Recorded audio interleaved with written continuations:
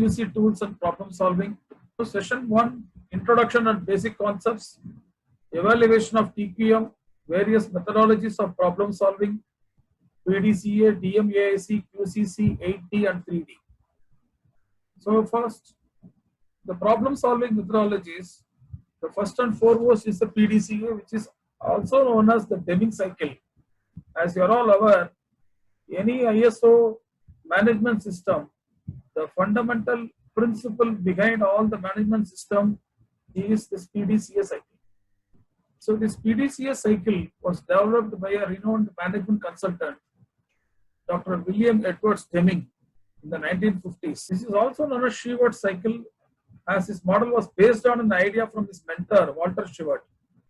So Deming wanted to create a way of identifying what caused products to fail to meet customers' expectations.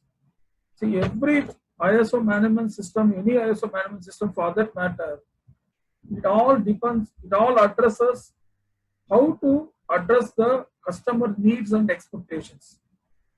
So in that, so this particular PDCA addresses what is actually the root cause wherein a company or an organization is not able to meet the customer's expectations and needs.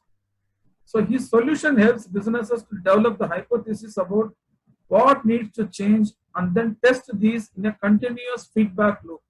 So again, this PDCA, as you are all aware that it is nothing but plan, do, check, act.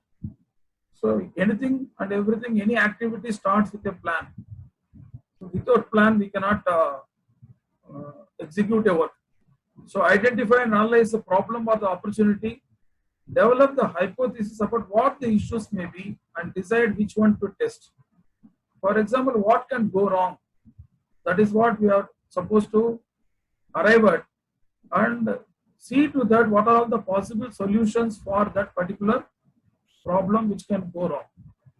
And do test the potential solution ideally on a small scale and measure the results.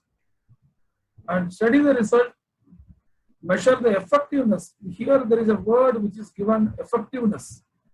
Effectiveness means, see, there are two words in English. One is efficiency and other one is effectiveness.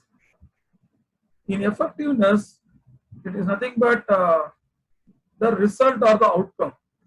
As you are all aware that any process, what do you mean by the word process? Process is nothing but a bundle of activities. A sequence and interaction between various activities is called as a process. And you are all process owners who are there as an audience now. And you own up a process. In your process, there are a lot of activities that is going on. In these activities, how the activities are being carried out? For that, every process needs an input. So, the desired input, whatever that is required by a process owner, whoever is providing that input is called as a supplier or internal supplier. We call it as internal or external suppliers, or an input provider. So the input provider provides the inputs based on which you are carrying out the activities, and what is the thing which is coming out of the process or the activity.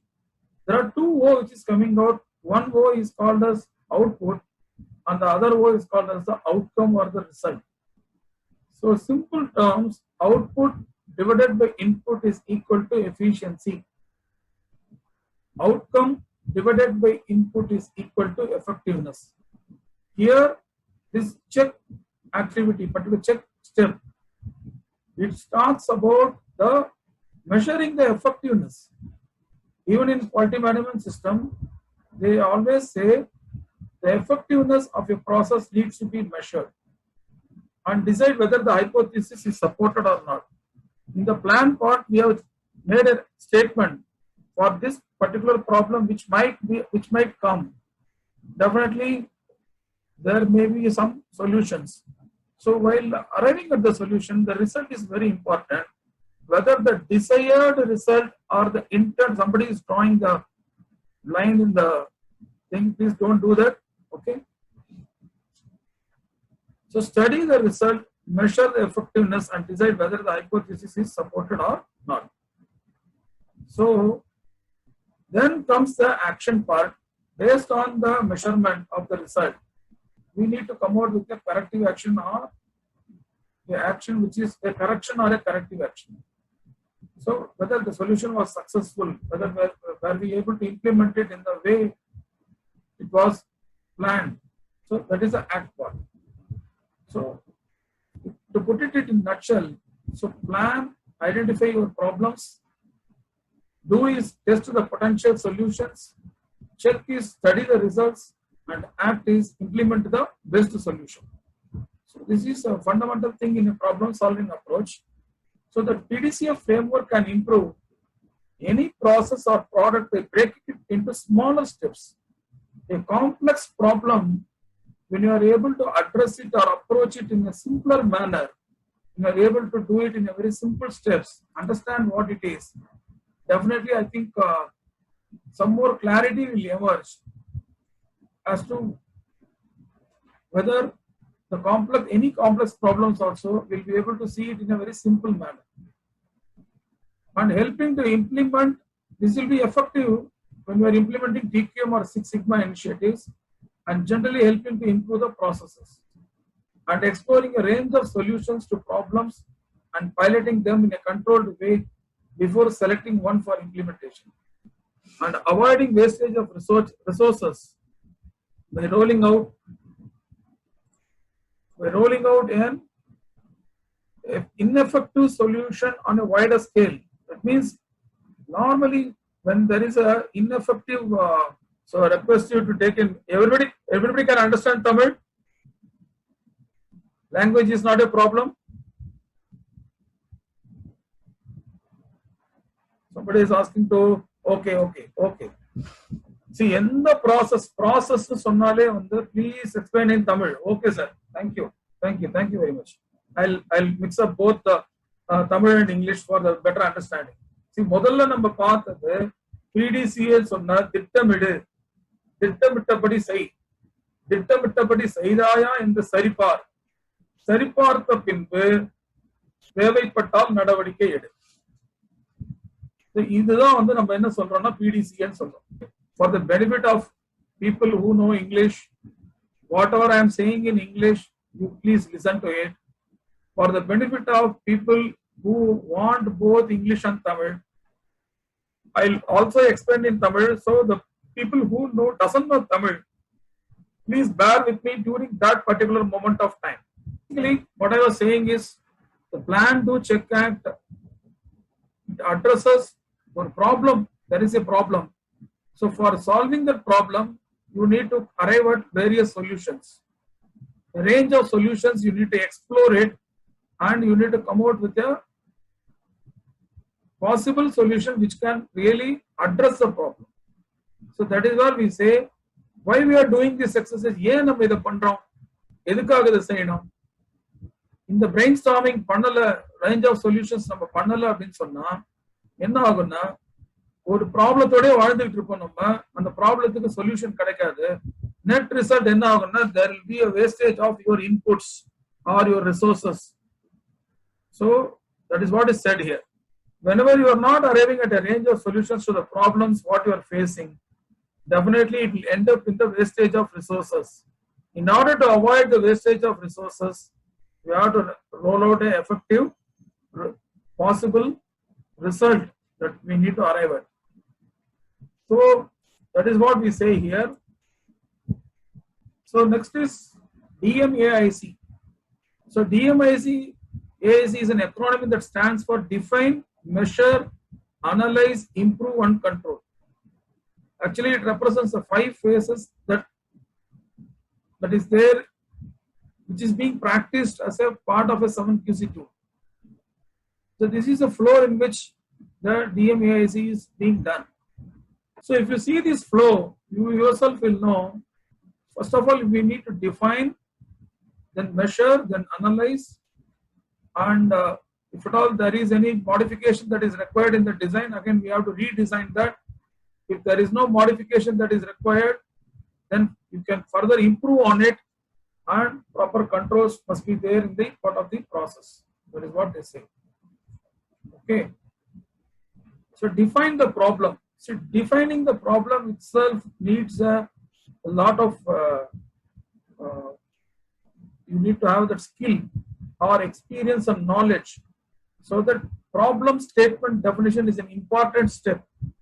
So whenever you are defining the problem, you must be very clear about what exactly you want to convey. If that clarity is not there, then the entire exercise will become a futile exercise. See, normally தமிழ்ல சொல்றேன், ஒரு problem நமக்கு இருக்கு, பிரச்சனை நம்ம face பண்றோம் அப்படின்னா அந்த பிரச்சனைக்குரிய அந்த ஸ்டேட்மெண்ட் என்னங்கறத தெளிவா நம்ம எழுத தெரியும். நம்ம எப்ப எழுத முடியும் அப்படின்னா நாம அந்த ப்ராப்ளத்தை முழுமையா புரிஞ்சுக்கிட்டு அதை பற்றின முழு புரிதல் மற்றும் அதற்கு தொடர்புடைய பல்வேறு விஷயங்கள் நமக்கு தெரிந்தால் மட்டுமே அந்த ப்ராப்ளம் ஸ்டேட்மெண்ட் என்னங்கறத நம்மளால சொல்ல முடியும். Define the problem. Problem statement definition is the first and foremost step.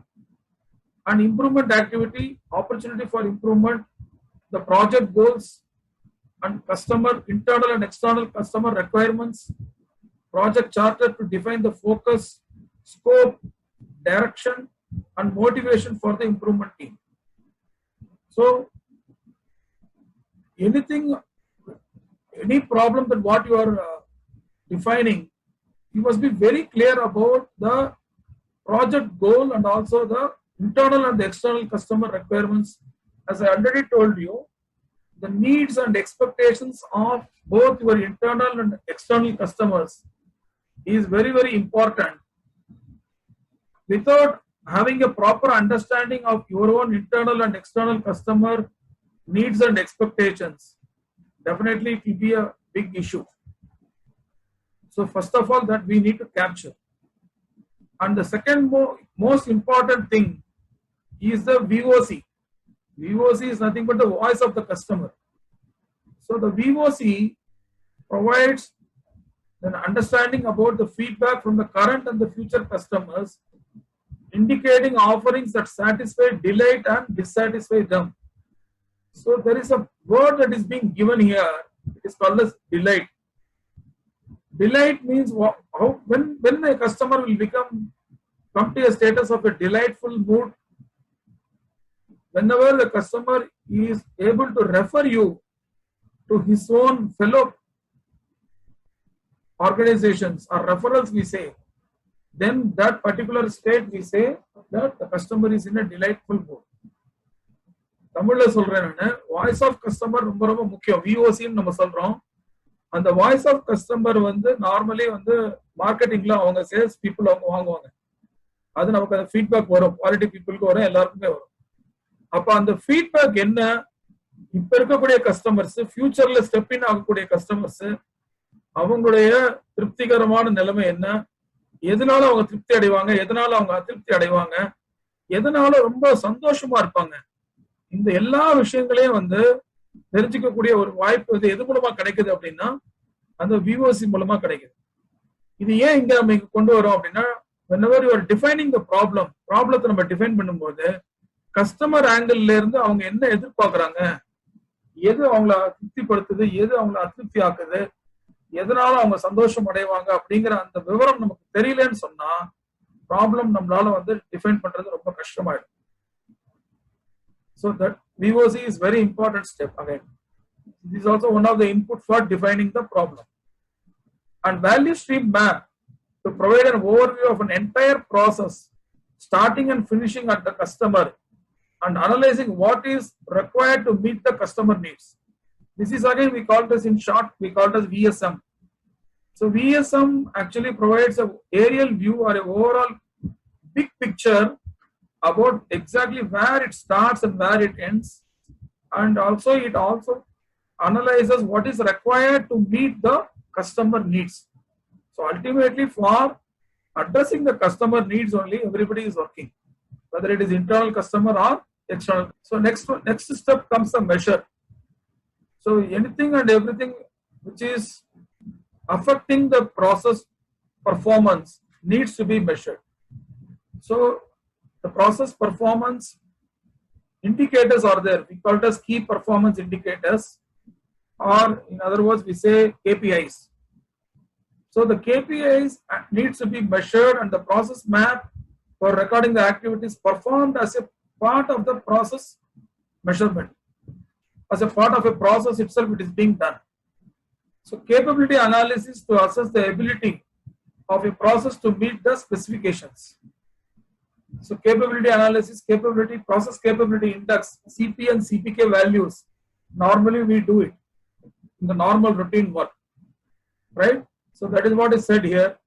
And also the Pareto chart, which we are going to see it in detail in the coming the next part. I'll be telling you in detail about that. So the Pareto chart to analyze the frequency of problem or the causes. So ஒரு ப்ராசஸ்ல இருக்கக்கூடிய, I'm just switching out to Tamil. ஒரு ப்ராசஸ்ல இருக்கக்கூடிய performance indicators என்னென்ன, அந்த indicators பத்தின அதுல மேக்ஸிமம் லிமிட் என்ன, மினிமம் லிமிட் என்ன, யூஎஸ்எல் என்ன, எல்எஸ்எல் என்ன, அதுல என்ன மெஷர் பண்ண போறோம் நம்ம, அதோட மெட்ரிக்ஸ் வேல்யூ என்ன, இது வந்து கண்டிப்பா வந்து ரெக்கார்ட் பண்றோம் நம்ம. பட் அனலைஸ் பண்ணணும், தட் இஸ் அது அடுத்த பார்ட்ல வருது. ஸோ சிபி சிபிகே வேல்யூஸ் வந்து we need to do it and see the process capability. So process capability index வந்து நமக்கு அது ரொம்ப உதவிகரமா இருக்கும். Pareto chart பத்தி பின்னாடி நான் சொல்ல போறேன். Pareto chart வந்து it is to analyze the frequency. ஒரு ப்ராப்ளம் எவ்வளவு காலகட்டத்துக்கு நடுவில் வருது, திரும்ப திரும்ப எப்படி ரிப்பீட் ஆகுது, அது ஒரே மாதிரியான ப்ராப்ளம் ஆகுது இல்ல அதுக்கு ஒரே மாதிரியான காரணங்களால அந்த ப்ராப்ளம் திரும்ப திரும்ப வருதா அப்படிங்கறத பத்தியே தெரிஞ்சுக்கிறதுக்கு உதவக்கூடிய ஒரு கருவி எது அப்படின்னு சொன்னா, ஒரு டூல் என்னன்னு சொன்னா Pareto chart. So now I am moving on to the next. Analyze. Too much of analysis leads to paralysis. அப்படி ஒரு ஸ்டேட்மெண்ட் இருக்கு. There is a statement. So don't analyze too much. Don't split too many hairs. What to analyze, when to analyze, where to analyze, how to analyze, who will analyze. Please have an answer for all this. If you have clarity in all these questions, whatever now I asked, you will be having a clarity in doing this step. So analyze the process to determine the root causes of variation and poor performance, which is called as defect. So again, root causes of variation. Variation is of two types, as you are all aware. One is common cause variation and other one is called as special cause variation. So we need to do the RCA, root cause analysis. Now the latest one is three-legged root cause analysis. That is the latest one. You may be aware of 8D or you may be aware of fishbone diagram. That is all traditionally that is being adopted in any organization. But the latest one is three-legged RCA, which itself is a big subject. I'm not going into the details now. So to uncover the causes. Then comes the FMEA, the failure mode and effect analysis, which has recently undergone a revision for identifying possible product, service and process failures. So whatever failure that has happened, because of which there is a defect that is coming, so we need to do the FMEA. And multivariate chart to detect different types of variation within a process. Supposing within a process, for example, there is a process of welding. Within a process, there are some defects. For example, there is a process called as a press shop or a paint shop is there. Within the painting process, there are some defects which is coming. So we need to deploy this multivariate chart to detect the different types of variation within a process. So again, தமிழ்ல சொல்றேன், analyse பண்றதுங்கிறது ஒரு problem நம்ம measure பண்ணி வரக்கூடிய டேட்டாவை நம்ம திரும்பி போய் பார்க்கல அப்படின்னு சொன்னா அந்த டேட்டா வந்து வேஸ்ட். ஸோ அப்ப அந்த டேட்டாவை திரும்பி பார்க்கறதுக்கு பேர் தான் அனாலிசிஸ்ன்னு சொல்றோம். அதை ரொம்ப டூ மச்சா அனலைஸ் பண்ணோம்னா நமக்கு எங்க போறோம்னு திசை தெரியாம போய் நிப்பணும். அப்படி போகாம எதை அனலைஸ் பண்ணணும், எப்படி அனலைஸ் பண்ணணும், எங்க அனலைஸ் பண்ணணும், யார் அனலைஸ் பண்ணணும், அந்த தெளிவு நமக்கு இருக்கணும், அந்த புரிதல் நமக்கு இருக்கணும். அப்போ இது வந்து என்னன்னா, இந்த ரூட் காஸ் அனாலிசிஸ் RCA நம்ம எல்லாரும் பண்ணிட்டு தான் இருக்கோம். நம்ம ப்ராசஸ்ல வரக்கூடிய டிஃபெக்ட கண்டுபிடிக்கிறதுக்கு, அதனால என்ன எது மூல காரணமா இருக்கு அப்படிங்கறத கண்டுபிடிக்கிறதுக்கு ரெண்டு டைப் ஆஃப் வேரியேஷன் நம்ம ப்ராசஸ்ல பாக்குறோம். ஒன்னு வந்து ஸ்பெஷல் காஸ் வேரியேஷன், இன்னொன்று வந்து காமன் காஸ்ட் வேரியேஷன். இந்த ரெண்டு வேரியேஷனும் ஏன் நடக்குது, இப்ப எதனால வருது, அதுக்கான காரணி என்ன, மூல காரணம் என்ன, ரூட் காஸ் என்ன அப்படிங்கறத தெரிஞ்சுக்கிறது தான் ஆர்சிஏ. அதுல இப்ப லேட்டஸ்டா வந்து 3 லேக்டு ஆர்சிஏன்னு ஒண்ணு வந்திருக்கு. அது என்னங்கிறது அது ஒரு தனி ட்ரைனிங்கா வேணும், அப்பதான் நம்ம எக்ஸ்பிளைன் பண்ண முடியும். நெக்ஸ்ட் எஃப்எம்இஏ நம்ம எல்லாருக்குமே தெரியும், process FMEA and product FMEA. இது ரெண்டுமே வந்து மிஷின் எஃப்எம்இஏவும் இருக்கு. மிஷின் எஃப்எம்இஏ சில கம்பெனில ஃபாலோ பண்றாங்க, சில கம்பெனில ஃபாலோ பண்றது இல்ல. In some companies they follow this mission FMEA, in some companies they are not following. So multivariate chartங்கிறது within a process, ஒரு ப்ராசஸ்க்குள்ள நிறைய வந்து ஒரு டிஃபெக்ட்ஸ் வருது, அதை டிடெக்ட் பண்றதுக்கு டிடெக்ஷன். ஸோ அந்த டிடெக்ட் பண்றதுக்கு என்னெல்லாம் எந்த மாதிரி வேரியேஷன்ஸ் வருதுன்னு டிடெக்ட் பண்றதுக்கு நமக்கு வந்து உதவிகரமா இருக்கக்கூடிய ஒரு டூல் எதுன்னு சொன்னா இந்த மல்டிவேரியேட் சார்ட்ங்கிற அந்த tool. Next step is improve. So naturally after measurement analysis, then it is improvement. Even if you see in the ISO 9001 quality management system, you can see this particular thing. We call it as MMAE. That is in the class improvement. That is the class 9. If you see this, monitoring, measuring, analysis, and improvement. That is what they say, MMAI. And evaluation. So the same thing here it is applying. So improve the process performance by addressing and eliminating the root causes.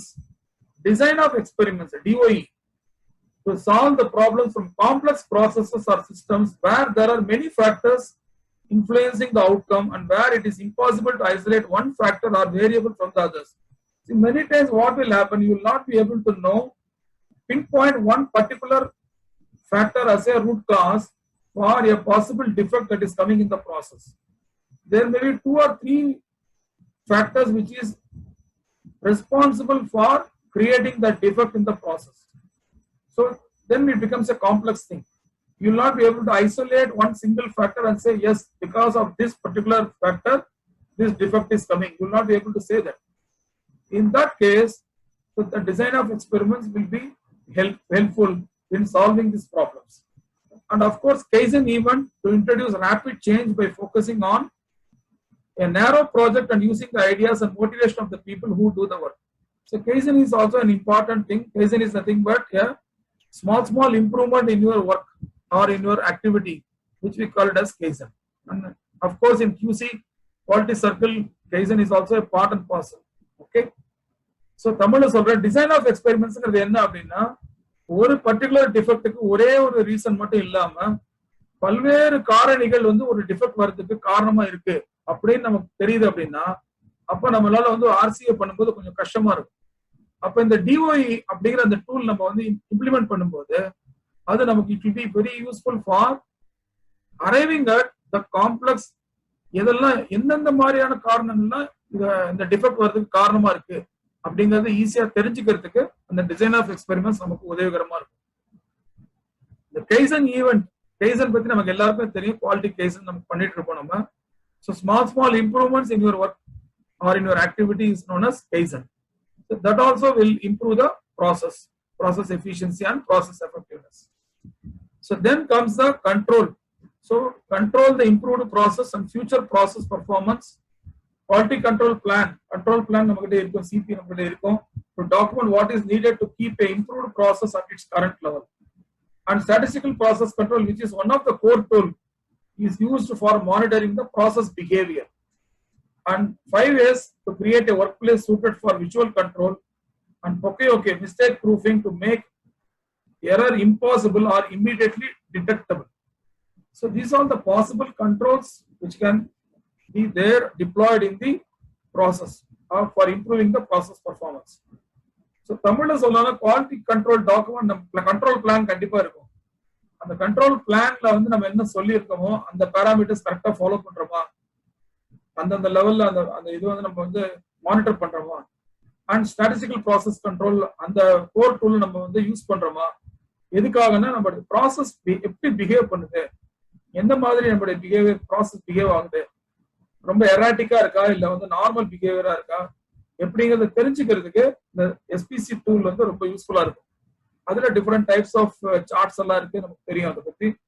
It's a different subject, core tani subject.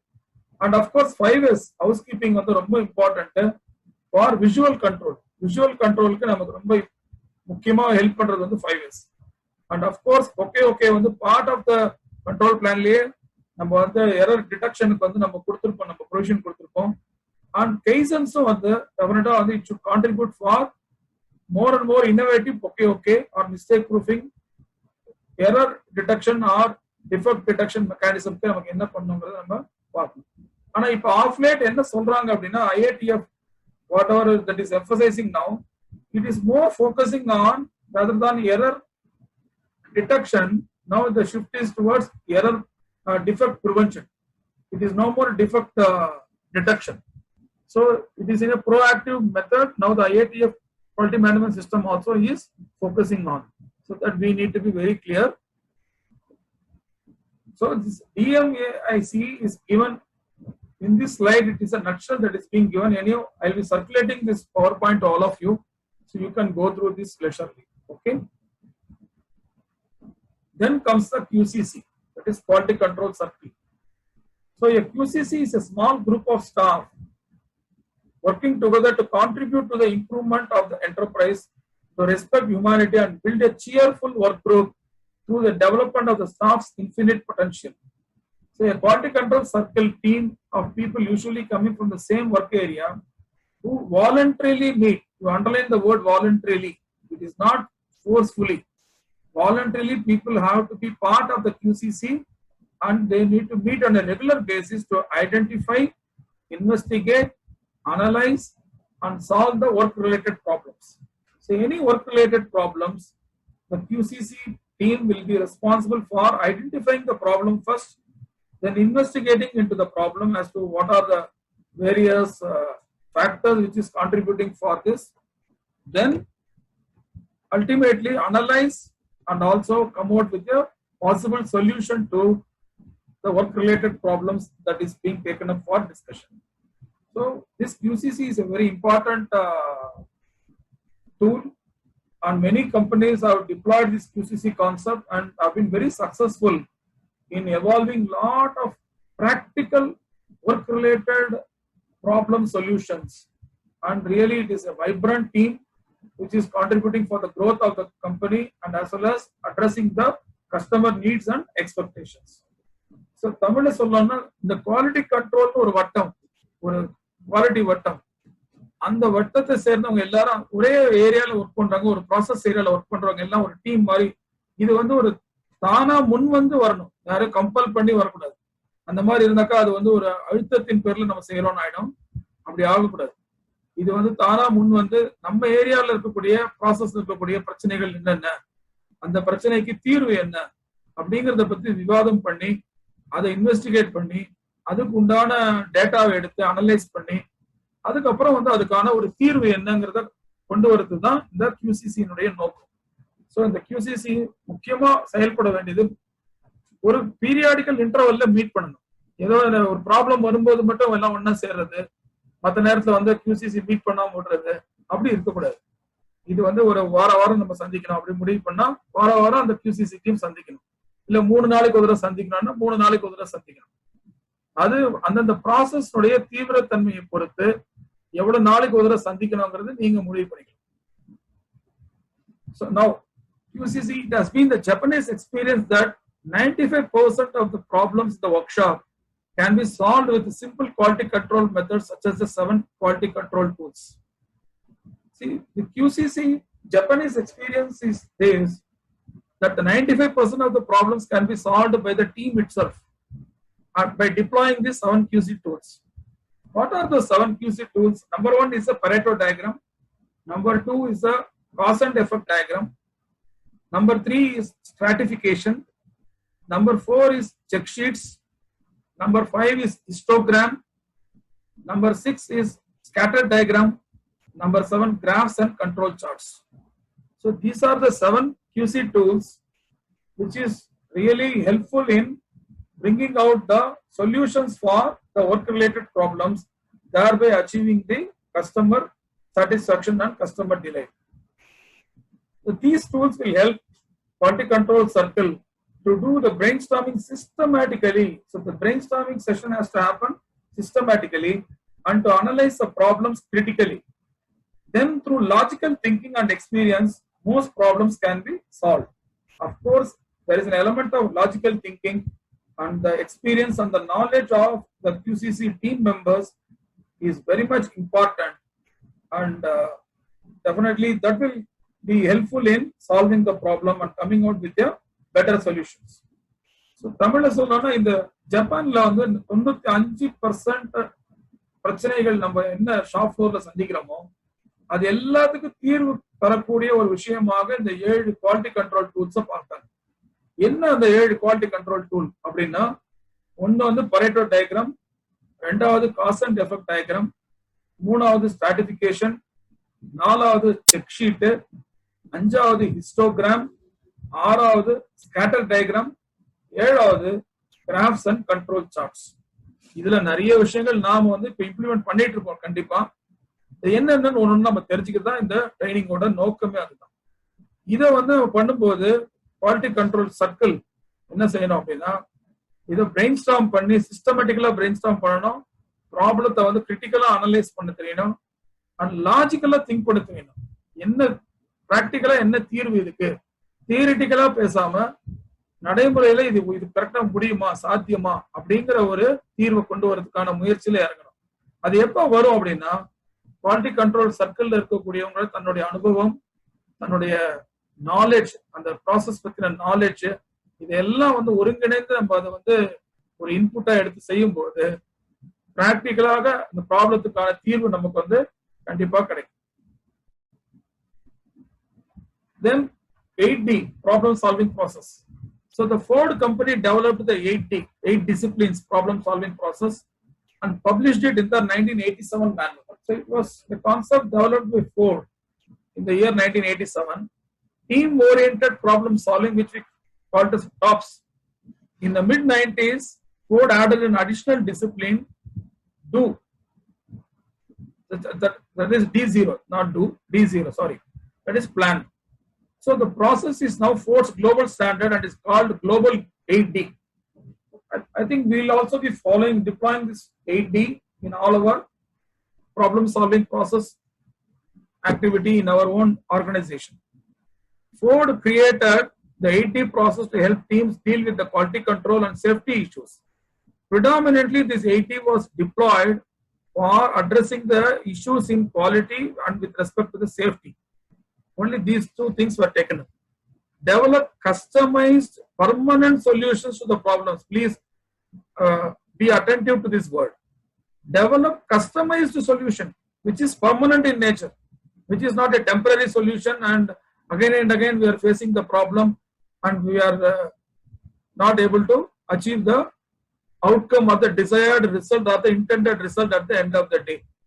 So the aim of this 8D is to come out with a customized permanent solution to the problem and prevent problems from reoccurring. That is very important. Again and again the problem should not come. So there should be a permanent solution. Although the 8D process was initially applied in the manufacturing, engineering and aerospace industries, it's useful and relevant in any industry now. Though the origin was with respect to the engineering sector, now this 8D concept is now picking up in almost all the nature of industries. So தமிழ்ல சொல்றேன், இந்த 8D problem solving process Ford company வந்து 1990களில் develop பண்ண ஒரு particular concept.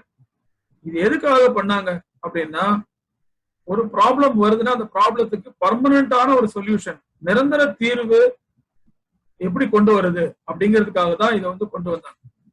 அந்த மாதிரி கொண்டு வந்தது வந்து எதுக்காக நோக்கம் என்ன, திரும்ப அந்த பிரச்சனை திரும்ப மீண்டும் வரக்கூடாது ஷாப் ஃப்ளோர்ல. அதுக்காக தான் இந்த 8D நம்ம வந்து டிப்ளாய் பண்ணி நம்ம பண்றோம். நம்ம கம்பெனிகள்ல கூட இந்த 8D நம்ம பண்ணிட்டு இருக்கோம். கண்டிப்பா முதல்ல இது வந்து ஒரு இன்ஜினியரிங் இண்டஸ்ட்ரியில, ஏரோஸ்பேஸ்ல தான் இது இருந்தது. இப்போ வந்து இந்த 8D பொறுத்த வரைக்கும் எல்லா விதமான இண்டஸ்ட்ரியிலையும் இதை ஃபாலோ பண்ண ஆரம்பிச்சிட்டாங்க. So the 8 disciplines model is a problem solving approach typically employed by quality engineers or other professionals and is most commonly used by the automotive industry but has also been successfully applied in healthcare, retail, finance, government, and manufacturing. The purpose of the 8D methodology is to identify, correct, and eliminate recurring problems, making it useful in product and process improvement. Very, very important. Eliminate the reoccurring problems. That is very, very important word. So we need to identify, correct. Correction means for that particular problem, whatever we are facing, immediate reaction to a non-conformity is known as correction. Immediate reaction to a non-conformity is known as correction. Identifying the root cause and coming out with a permanent solution and implementing that action is known as corrective action. So please understand the difference between correction and corrective action. Is it clear? Okay, right. So Tamil la solran 80 அப்படிங்கிறது என்ன model அப்படின்னா, இது வந்து quality engineers particularly in automotive industry they were deploying this, but இப்போ எல்லா விதமான nature of industries இதை deploy பண்ண ஆரம்பிச்சிட்டாங்க. பர்பஸ் என்னன்னு சொன்னா, திரும்ப திரும்ப வரக்கூடிய ப்ராப்ளத்தை வந்து நம்ம எப்படி அட்ரஸ் பண்ண போறோம், பர்மனண்டா அதுக்கு எப்படி சொல்யூஷன் கொண்டு வருது. அப்போ அதுக்கு வந்து முதல்ல எடுக்க வேண்டியது ஒரு ஷாப் ஃப்ளோர்ல ஒரு ப்ராசஸ் நடந்துட்டு இருக்கு, அதுல ஏதோ பிரச்சனை நம்ம ஃபேஸ் பண்ற ஒரு நான் கன்ஃபார்மிட்டி வந்துருது அப்படின்னு சொன்னா, அந்த நான் கன்ஃபார்மிட்டி அந்த பர்டிகுலர் பேட்ச் ஆஃப் ப்ரொடக்ஷனுக்கு நம்ம சரி பண்ணி அதை நம்ம கஸ்டமர் கையில ஹேண்ட் ஓவர் பண்றதுக்கு எடுக்கக்கூடிய நடவடிக்கைக்கு பேரு கரெக்ஷன் பேரு. அதுதான் என்ன சொல்றாங்கன்னா, இமீடியட் ரியாக்ஷன் டு நான் conformity is known as correction. அந்த பேட்ச் முடிஞ்சிருச்சு. திரும்ப அந்த பேட்ச் முடிஞ்சதுக்கு அப்புறம் ஏன் இந்த பிரச்சனை வந்தது, இதுக்கான காரணம் என்ன அப்படிங்கறத அலசி ஆராய்ஞ்சு ரூட் காஸ் அனாலிசிஸ் பண்ணி பர்மனண்டா அதுக்கு ஒரு சொல்யூஷன் கொண்டு வந்து அந்த ஆக்ஷன் எடுத்து திரும்ப அந்த பிரச்சனையே வராத மாதிரி நம்ம பண்றோம் பாத்தீங்களா, அதுக்கு பேரு கரெக்டிவ் ஆக்ஷன். ஸோ இது எதுக்காகனா, ப்ராடக்ட் ப்ராசஸ் ரெண்டுமே இம்ப்ரூவ் ஆகிறதுக்கு இந்த 8D வந்து definitely it will help us. So இதுதான் வந்து டிஃப்ரெண்ட் ஸ்டேஜஸ் இந்த 8D. D0 இப்போ ஆட் பண்ணிருக்காங்க, தட் இஸ் பிளான். D8 வரைக்கும் இருக்கு, create a team, define and describe the problem. இதெல்லாம் நம்ம பண்ணிட்டு இருக்கிறது already. I think we are all already doing all this. D0 to D8 is given in this slide. So problem solving tools and techniques. So as I already listed out, these are all the 7 QC tools, that is process mapping, brainstorming, check sheet, Pareto, stratification, then cause and effect analysis, that AMP is a typo error, YY analysis is the root cause analysis. So what is a process map? So process map is a planning and management tool that visually describes the flow of work. A process map is also called a flow chart. Process flow chart, process chart, functional process chart, functional flow chart, process model, workflow diagram, business flow diagram, or process flow diagram. As you are all aware, I think every one of you who are all process owners here, you are very familiar with this. It's not a new concept what I am talking now. It is nothing but sequentially arranging the activities what you are doing in your own process and listing it out in the form of a chart so that the clarity is there on seeing the chart as to what is the flow and what is the sequence of the interaction between the various activities within your process. இந்த process மேப்ங்கிறது ஒன்றும் இல்லை, இது வந்து ஒரு process flow chart. உங்களுக்கு எல்லாருக்கும் தெரிஞ்சிருக்கு, நீங்க எல்லாம் வச்சிருப்பீங்க. என்னெல்லாம் ஆக்டிவிட்டி ஒரு ப்ராசஸ்ல நாம பண்றோமோ அந்த ஆக்டிவிட்டி எப்படிலாம் எதுக்கு அடுத்து எந்த ஆக்டிவிட்டி எந்த ஆக்டிவிட்டியோட தொடர்புடையதாக இருக்கு அப்படிங்கறத பத்தின ஒரு பிக்சர், ஒரு சார்ட் தான் வந்து என்னது இந்த ப்ராசஸ் ஃப்ளோ சார்ட்ங்கிறது. So the purpose of process mapping is for organizations and business to improve efficiency. In the process of, as I already explained you, two words, efficiency and effectiveness. Efficiency is directly related to the output. So the output has to improve means the purpose of the process mapping is to improve the output or improve the productivity. So process maps provide insight into a process, help teams brainstorm the ideas for process improvement, increase communication, and provide process documentation. So it also brainstorm the ideas provides a platform for the people to explore the areas for improvement and increase the communication levels. Communication gap will not be there when you have a process flowchart, and also it helps in the documentation of the process itself. So process mapping will identify bottlenecks, repetition and delays. Very, very important. It will help you to identify the bottleneck and what is getting repeated or duplication, we say. Many times what will happen in a process, same activity will be getting duplicated with 3 or 4 people. So definitely the resources and everything are getting wasted in that. So we can avoid repetition of any activity within the process through process mapping. And also you can avoid the delay. And they help to define the process boundaries, very, very important. Many times what happens practically is you do not know where your process starts and where your process ends. Because of this, there is a jargon which is used in the industry which we call it as a gray area or a black hole. What is a black hole? Black hole is nothing but that particular set of activities which is there in the black hole. It is not getting reflected in any of the process maps or the process flowcharts. No process flowcharts will be capturing that particular activities, and these are all called as black holes technically. So those type of gaps also can be identified because by using this process maps. And process ownership, process responsibilities and effectiveness measures are process metrics. So these are all the purpose for a process mapping. So in Tamil process mapping நான் ஏற்கனவே சொன்ன மாதிரி இது வந்து ஒரு process flow chart. இதனால நமக்கு என்ன ஆகுது அப்படின்னா, ஏதாவது பாட்டில் நெக் இருந்ததுன்னா ப்ராசஸ்ல, இல்ல திரும்ப திரும்ப ஒரே வேலையை அந்த ப்ராசஸ்ல 2-3 பேர் பண்ணிட்டு இருக்காங்க, அதனால ஒரு வேல்யூ அடிஷனுமே இல்லை அப்படிங்கறதெல்லாம் எப்ப தெரிய வரும்னா இந்த ப்ராசஸ் மேப்னால நமக்கு தெரிய வரும். அண்ட் எங்க ப்ராசஸ்ல ஆக்சுவலா டைம் டிலே ஆகுது அப்படிங்கிறதையும் நம்ம ஈஸியா தெரிஞ்சுக்க முடியும். நம்ம ப்ராசஸ் எங்க முடியுது, அடுத்த ப்ராசஸ் எப்ப ஸ்டார்ட் ஆகுது, இந்த பவுண்டரிஸ் வந்து கிளியரா தெரியும். ஆனா இதுல ஒரு விஷயம் என்னன்னா, டெக்னிக்கலா ஒரு வார்த்தை பயன்படுத்தாங்க, அதுக்கு பேரு பிளாக் ஹோல் அப்படின்னு பேரு, கிரே ஏரியான்னு பேரு. அதாவது என்னன்னா, ஒரு ப்ராசஸ் வந்து ஒரு இடத்துல முடியும், அடுத்த ப்ராசஸ் ஸ்டார்ட் ஆகும். இந்த இடைப்பட்டதுக்குள்ள 2-3 ஆக்டிவிட்டி நடக்கும், ஆனா அது யாருமே கண்ட்ரோல் இருக்காது. இந்த ப்ராசஸ் ஓனர் கேட்டா அது எனக்கு தெரியாது, அவரு கேளுங்கம்பாங்க. அந்த ப்ராசஸ் ஓனர் கேட்டா எனக்கு தெரியாது, முன்னாடி இருக்க ப்ராசஸ் ஓனர் கேளுங்கம்பாங்க. இது யாருமே இல்லாம ஒரு ஆர்ஃபன், ஒரு அனாதை மாதிரி இருக்கும் அந்த ஏரியா. சப்போஸ் அந்த ஏரியால ஒரு கான்ட்ராக்டர் ஒர்க் பண்றாருன்னா அவர் பில்ல தூக்கிட்டு பாவம் இங்கே அங்கே அலைஞ்சிக்கிட்டே இருப்பாரு, யாருக்கிட்ட கையெழுத்து வாங்குறதுன்னு தெரியாது. இந்த மாதிரி வந்து பிராக்டிகலா நிறைய ப்ராப்ளம்ஸ் வந்து இது பேர் பிளாக் ஹோல்னு சொல்றாங்க. அந்த மாதிரி பிளாக் ஹோலை வந்து நம்ம வந்து கண்டுபிடிக்கிறதுக்கு இந்த ப்ராசஸ் பவுண்டரிஸ் வந்து நமக்கு நிச்சயமா ஹெல்ப் பண்ணும். இது பண்றதுனால என்ன ஆகுது அப்படின்னா, ப்ராசஸ் ஓனர்ஷிப் வந்து நமக்கு கிளியரா தெரியும், process responsibilities, effectiveness measures and process metrics எல்லாம் வந்து we can lay down.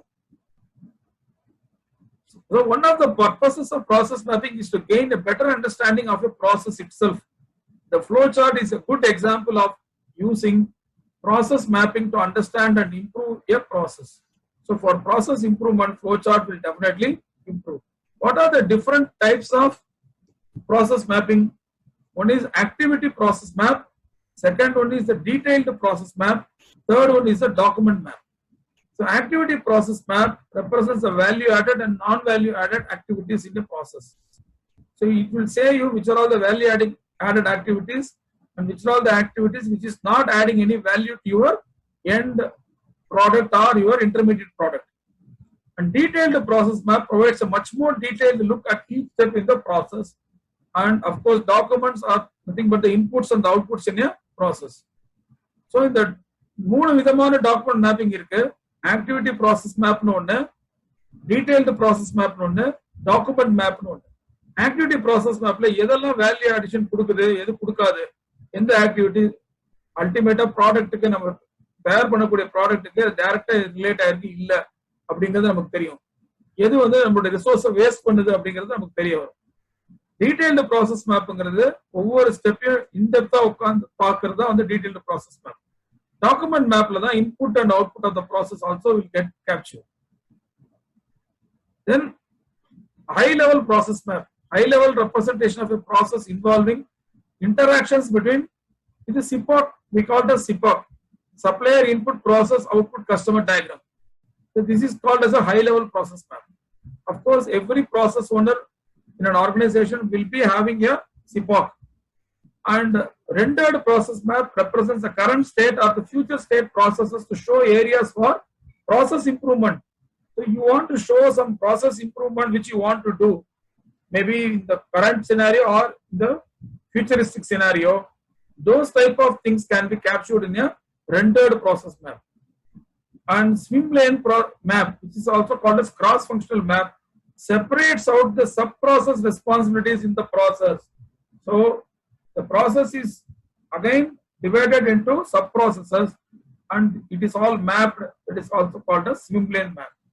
So இது அடுத்த மூணு வகையான ஒரு மேப்பிங். ஒன்னு ஹை லெவல் ப்ராசஸ் மேப், சிபாக்னு சொல்லுவோம். அது கண்டிப்பா எல்லா ப்ராசஸ் ஓட நீங்க வச்சிருப்பீங்க.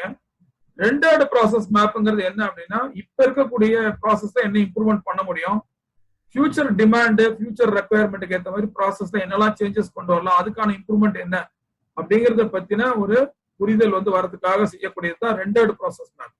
ஸ்விம்லேன் மேப்ங்கிறது நம்ம சாஃப்ட்வேர் ப்ராசஸ்ல sub process or sub process இருக்கும், அதெல்லாமும் கேப்சர் பண்ணி கொண்டு வந்து செப்பரேட் அவுட் பண்ணி பவுண்டரிஸை கரெக்டா மார்க் அவுட் பண்ணி அதுக்கான ரெஸ்பான்சிபிலிட்டி, சப் ப்ராசஸ் ரெஸ்பான்சிபிலிட்டிஸ் யாரு, சப் ப்ராசஸ் ஓனர் யாரு, அவங்களுடைய பவுண்டரி எங்க முடியுது, அடுத்த சப் ப்ராசஸ் எங்க ஸ்டார்ட் ஆகுது, இதெல்லாம் சொல்றது swim lane or cross functional map. Then value added chain diagram, unconnected boxes that represent a very simplified version of a process for quick understanding.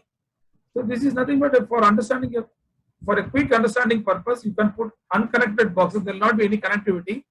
You can just put them in different box and say and explain the process itself. Then value stream map, a lean management technique that analyzes and improves processes need to make a product or provide a service to a customer. We call it as VSM. So value stream mapping is also another lean management technique wherein it helps you in analyzing and improving the processes. Workflow diagram, a work process shown in a flow format, does not utilize a unified modeling language symbols. That means UML symbols. I'll show it to you in the next coming slides. So இதுல மூணு விஷயமா பேசுறோம். ஒன்னு value added chain diagram, இன்னொன்னு value stream map, இன்னொன்னு workflow diagram. So workflow diagram உங்களுக்கு தெரிஞ்சிருக்கும், நீங்க ஆல்ரெடி வச்சிருப்பீங்க. வேல்யூ ஆடட் செயின் டயக்ராம்ன்றது ஒரு அன்கனெக்டட் பாக்ஸ், உன்னோட ஒன்று தொடர்பு இல்லாம இருக்கும், தனித்தனி டப்பா மாதிரி இருக்கும். அது உள்ள என்னென்ன விஷயங்கள் நம்ம போடுறது அது எதுக்கான ஒரு குயிக் அண்டர்ஸ்டாண்டிங், குயிக்கா ஒரு ப்ராசஸ் அண்டர்ஸ்டாண்ட் பண்ணிக்கிறதுக்கு அந்த வேல்யூ ஆடட் செயின் டயக்ராம் யூஸ்ஃபுல்லா இருக்கும். வேல்யூ ஸ்ட்ரீம் மேப்ங்கிறது இட்ஸ் லீன் மேனேஜ்மெண்ட் டெக்னிக், அது விஎஸ்எம்னு சொல்றோம். அது ப்ராசஸ் இம்ப்ரூவ்மெண்ட்டுக்கு for making a better product, அதுக்காக யூஸ் பண்றது VSM. So the key elements of process mapping include actions, activity steps, decision points, functions, inputs or outputs, people involved, process measurements, and time required. So these are the key elements of the process mapping, including actions, activities, steps, decision points, functions. There are different symbols that is being used for all these steps. Basic symbols are used in a process map to describe the key process elements, and each process element is represented by a specific symbol such as an arrow, circle, diamond, box, oval, or rectangle. And these symbols come from the UML, that is a Unified Modeling Language, which is an international standard for drawing the process maps.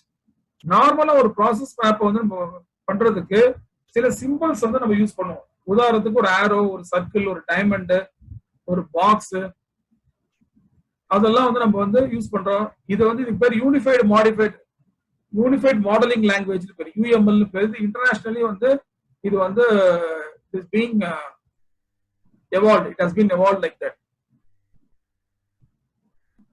So how to create a process map? Process maps can be created in a common program like Microsoft Word or PowerPoint or Excel.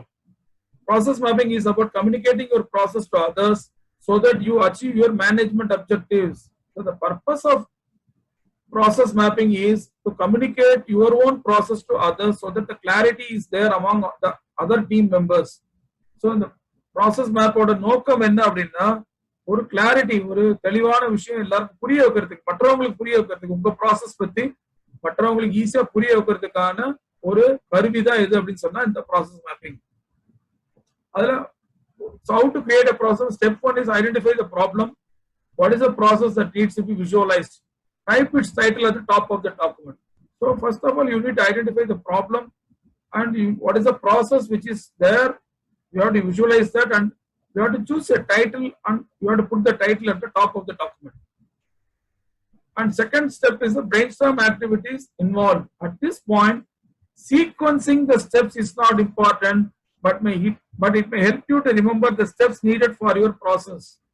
Decide what level of detail to include and determine who does what and when it is done. This is very, very important.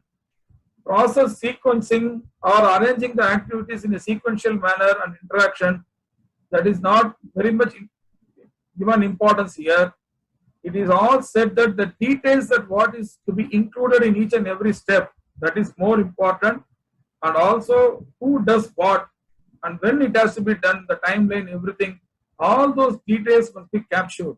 So that is what is very, very important in this particular step. So தமிழ்ல சொல்லணும்னா இந்த ரெண்டாவது step வந்து ஒரு brainstorming the activities. என்னெல்லாம் activity நம்ம ப்ராசஸ்ல இது வந்து நம்ம அந்த ப்ராப்ளம் ரிலேட்டட் ஆக்டிவிட்டி என்னென்ன அப்படிங்கறத லிஸ்ட் அவுட் பண்றது மட்டும் முக்கியம் இல்ல. அந்த லிஸ்ட் அவுட் பண்ணும்போது அந்த ஆக்டிவிட்டி பத்தின இன்னும் சில விவரங்கள் அதுல சேர்க்கணும்.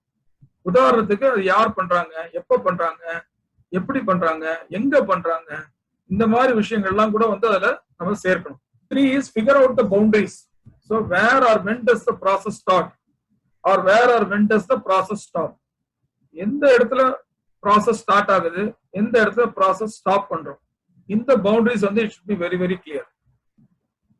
Fourth step is determine and sequence the step. It is helpful to have a verb begin the description.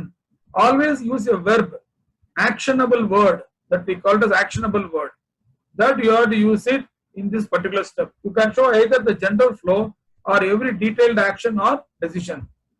இந்த பர்டிகுலர் ஒரு ஸ்டெப்ல நம்ம என்ன பார்க்கிறோம் அப்படின்னா வினை சொற்கள், ஆக்டிவிட்டி ஆக்ஷன் பேஸ்டு சொற்களை வந்து நம்ம பயன்படுத்தணும் அதை ஆரம்பிக்கும் போது. அந்த மாதிரி பண்ணி இதை வந்து டீடைல்டு ஆக்ஷனா டெசிஷன் எடுக்கிறதுக்கு தேவையான அந்த ஜெனரல் ஃப்ளோ வந்து நம்ம வந்து we have to sequence, அதை ஒரு வரிசைப்படுத்தி வரிசை கிரமமா நம்ம அதை கொண்டு வரணும். Step 5 is the draw basic flowchart symbols.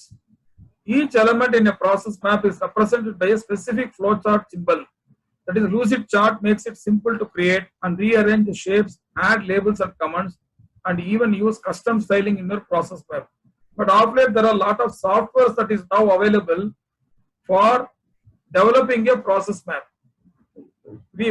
Earlier days and all, it was very difficult. Manually, you have to create. But nowadays, lot of softwares are available, which comes handy to draw a basic flow chart for your own process. முன்னாடிலாம் வந்து இந்த lucid chart வரையது ரொம்ப மேனுவலா பண்ணிட்டு இருந்தாங்க ஒரு காலத்துல. இன்னைக்கெல்லாம் software கம்ப்யூட்டர்ல நிறைய வந்ததுனால இந்த arranging the shape or rearranging the ஷேப்லாம் ரொம்ப ஈஸியா போயிடுச்சு, ரொம்ப ஈஸி. ஐ திங்க் நீங்களும் வந்து அந்த மாதிரி ஏதாவது சாஃப்ட்வேர் கண்டிப்பா யூஸ் பண்ணுவீங்கன்னு நினைக்கிறேன். How to create a process maps? Ovals show the beginning of a process or the stopping of a process. So oval shape indicates a process beginning or a process end. Rectangles show an operation or activity that needs to be done. These are very simple terms only. I think I'll just read it out. It's all very easily understandable. Wherever there is some explanation required, I'll explain. Arrows represent the flow of direction. Diamonds show a point where a decision must be made. Arrows coming out of a diamond are usually labeled yes or no. Only one arrow comes out of an activity box. If more than is needed, you should probably use a decision diamond. A parallelogram shows inputs or outputs. Even Tamil பேசுறவங்களுக்கு கூட இது ரொம்ப simple இங்கிலீஷ்ல தான் இருக்கு, ஈஸியா புரியும்னு நினைக்கிறேன். Step 6, finalize the process flow chart. So after evolving all this, next step is to finalize the process flow chart. Review the flow chart with other stakeholders. Very, very important. Why? Because we need to arrive at a consensus. So our own team cannot do based on our own whims and fancies. That is not permitted.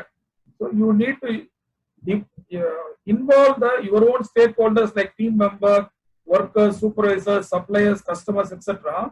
so that you evolve a consensus at the end of the day.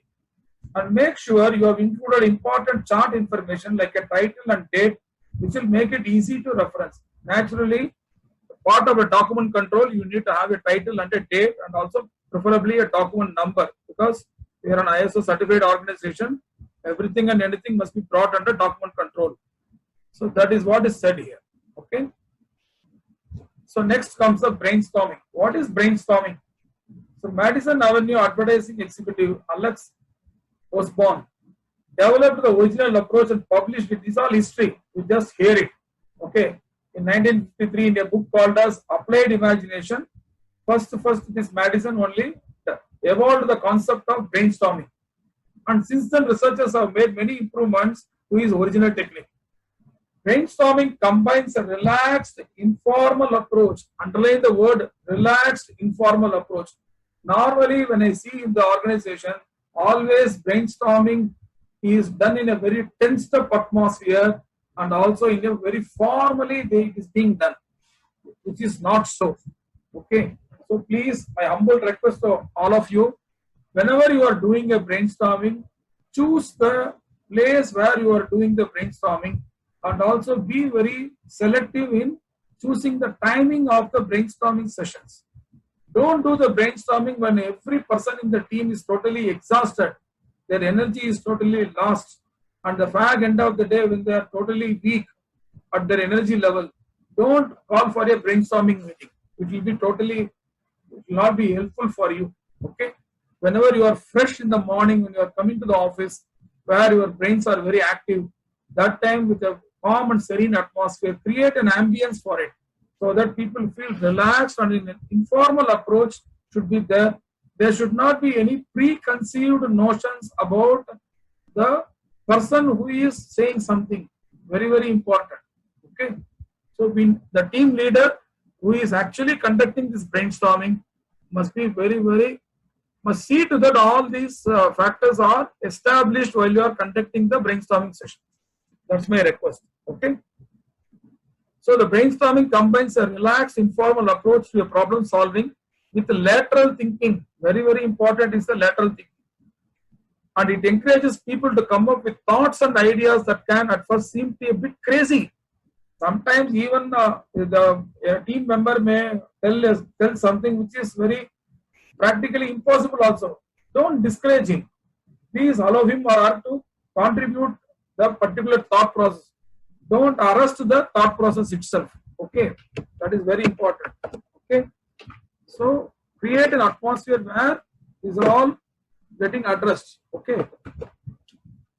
And some of these ideas can be crafted into original creative solutions to a problem, while others can spark even more ideas.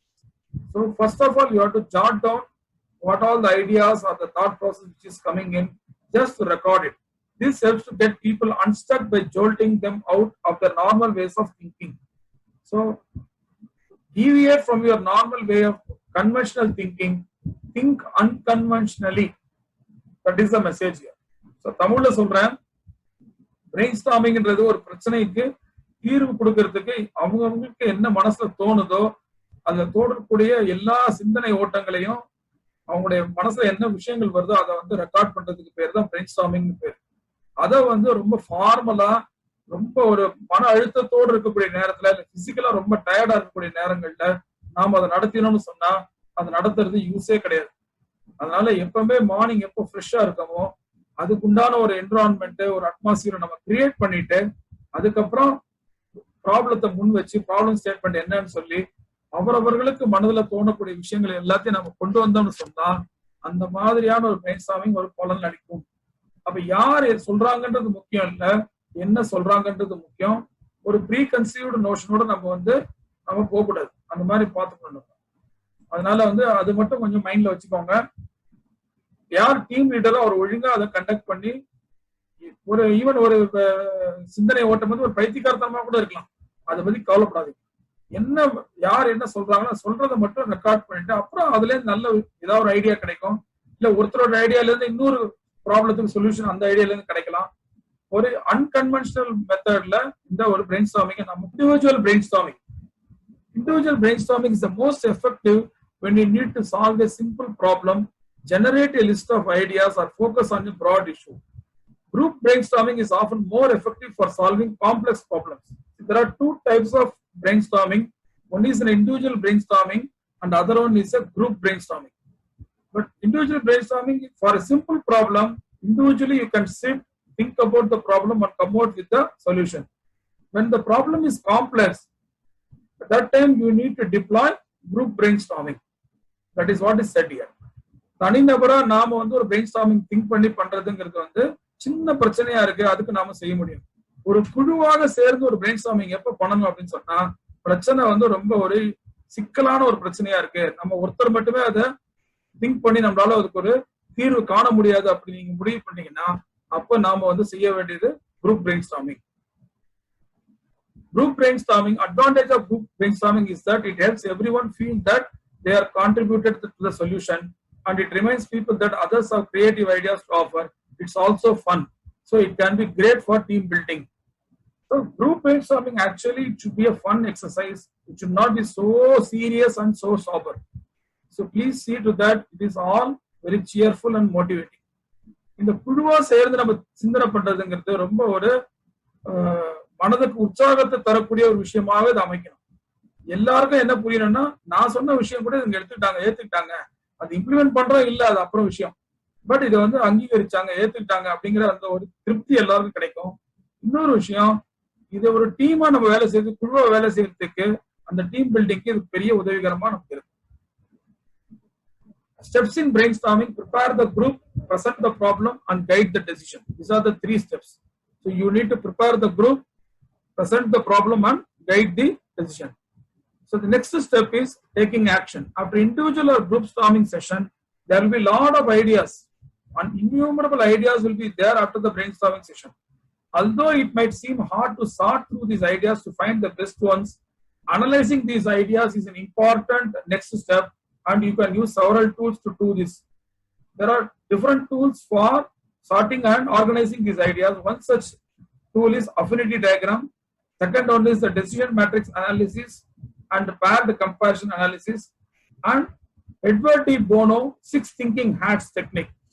The book is available, PDF book is available. You can download it from Google, which is called as 6 thinking hats by Edward D. Bono. Okay. Very interesting book. Now you are in the lockout period. So lockdown period, you can read some interesting books like this. You can enrich your knowledge. So in the அடுத்த step என்ன அப்படின்னா, நம்ம வந்து action எடுக்கிறது தான் அடுத்த step. அந்த action எடுக்கிறதுல வந்து என்ன அப்படின்னா, முக்கியமானது நிறைய ஐடியாஸ் வந்திருக்கும், எல்லாரும் அவங்களுடைய சிந்தனை ஓட்டங்களை கொடுத்துருப்பாங்க. அப்போ வந்து அந்த எல்லா ஐடியாஸையும் எப்படி நம்ம ஒருங்கிணைச்சு நல்லபடியா கொண்டு வருங்க, அதுக்கு சில டூல்ஸ் இருக்கு. ஒரு டூலுக்கு பேர் வந்து அஃபினிட்டி டயக்ராம், இன்னொரு டூலுக்கு பேர் வந்து டெசிஷன் மேட்ரிக்ஸ் அனாலிசிஸ், இன்னொரு டூலுக்கு பேர் வந்து பேட் கம்பேரிசன் அனாலிசிஸ். இதெல்லாம் இந்த டூல்ல நமக்கு யூஸ் ஆகும். இதுக்கு வந்து முக்கியமா தேவையானது என்னன்னா ஒரு புக்கு. அந்த புக்கு பேர் வந்து என்னன்னா 6 thinking hats. The book name is 6 thinking hats. Author வந்து யார் அப்படின்னா எட்வர்ட் டி போனோ. எட்வர்ட் டி போனோ. So the Edward D. Bono he is the author for the 6 thinking hats. I'm just typing the author name in the chat box so that you can note down. Even you can go and search in the YouTube. There are a lot of material that is available about this Edward D. Bono 6 thinking hats. After this session, maybe when you are having some free time, you can just go through that. Okay. So next tool is a check sheet. This normally we will be doing it. Also called as a defect concentration diagram. The other name for check sheet is the defect concentration diagram.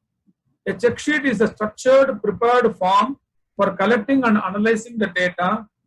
This is a generic data collection and analysis tool that can be adapted for a wide variety of purposes and is considered one of the 7 basic quality tools. One of the basic 7 QC tool is the check sheet. I think every one of you will be using this check sheet, but you will not know the other name, which is called as defect concentration diagram. So the purpose is to identify the defect in the process.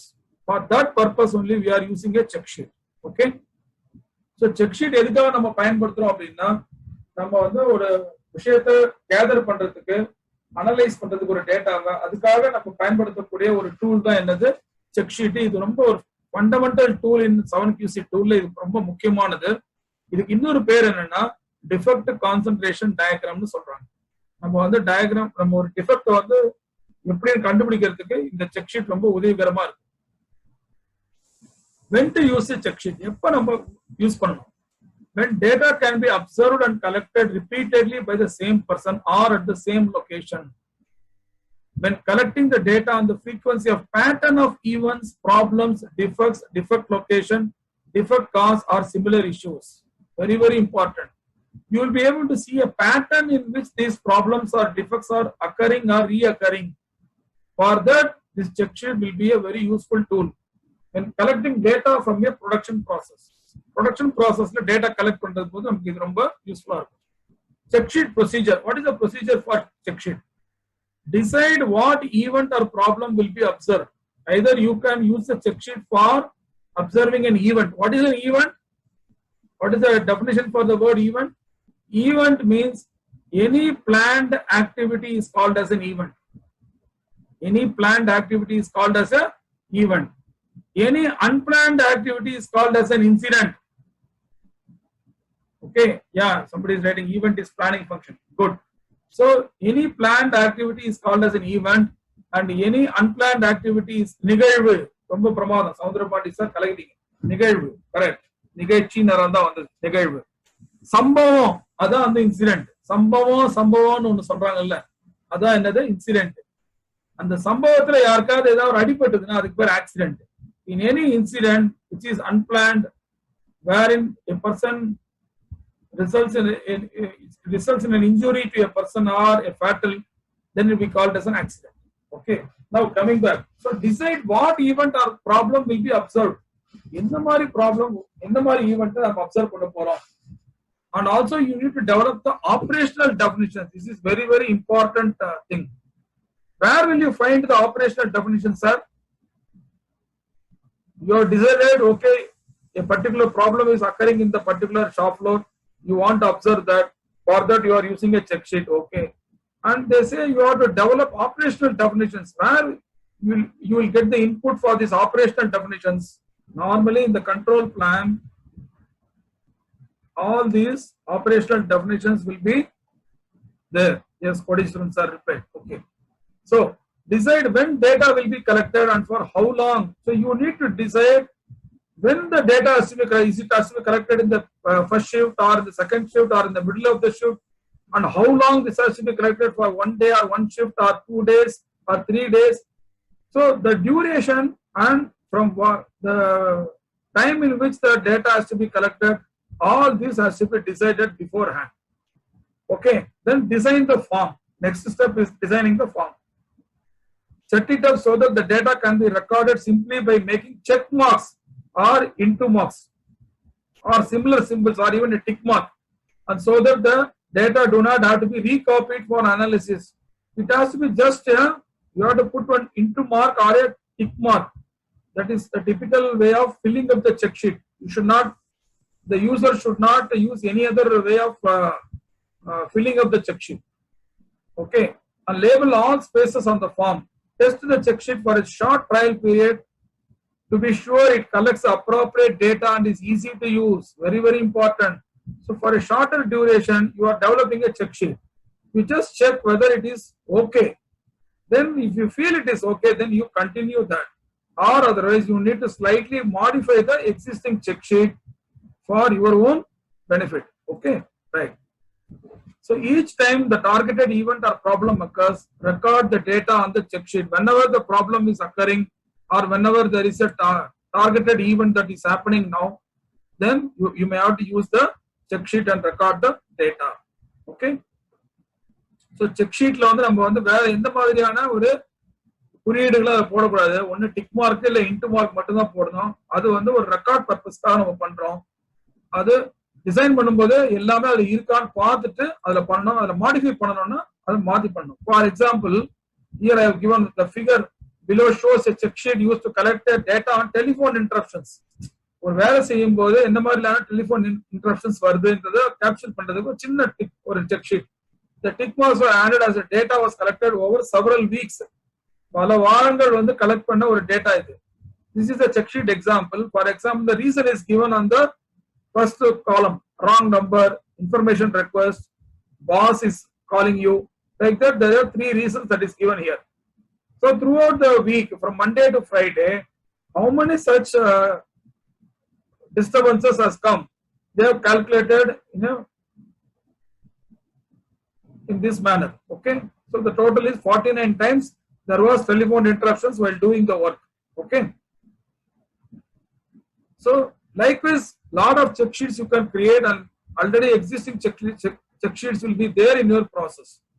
உங்களுடைய process இப்போ already நீங்க நிறைய check sheet வச்சிருப்பீங்க. But ஒரு problem வரும்போது அந்த ப்ராப்ளத்தை நோக்கி அந்த செக் ஷீட்டை வந்து நம்ம வடிவமைச்சோம்னு சொன்னா நமக்கு அது இன்னுமே வந்து அதை பார்க்கும்போது ஒரு கிளாரிட்டி கிடைக்கும். அந்த பேட்டர்ன் என்னன்னு நமக்கு தெரியும். உதாரணத்துக்கு இப்ப போன இதுல பாத்தீங்கன்னா அதிகமான டிஸ்ட்ரப்ஷன்ஸ் எதுல இருக்கு? ராங் நம்பர்ல 20 நம்பர் இருக்கு. அதே மாதிரி பாஸ் வந்து 19 தடவை கூப்பிடுறாரு.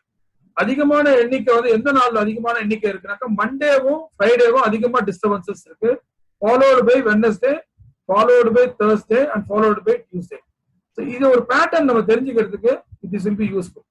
So for the benefit of people who doesn't know Tamil, I'm saying you can study the pattern in which this check sheet is there. For example, the highest disturbances has happened because of due to wrong number, followed by the interruption by boss.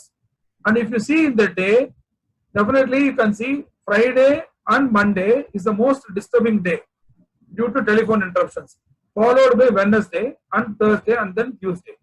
So this indicates whenever you want to plan some special activity, you know that the disturbances is very low in Tuesday, you can plan that activity on Tuesday because you will not be disturbed or interruptions will not be there. You can concentrate. Like that, no, you have to come out with a solution by seeing the check sheet itself. That is the purpose of doing a check sheet. Okay. Then comes the Pareto. The Pareto analysis uses the Pareto principle, also known as 80-20 rule, which was first coined by an Italian economist, Vilfredo Pareto.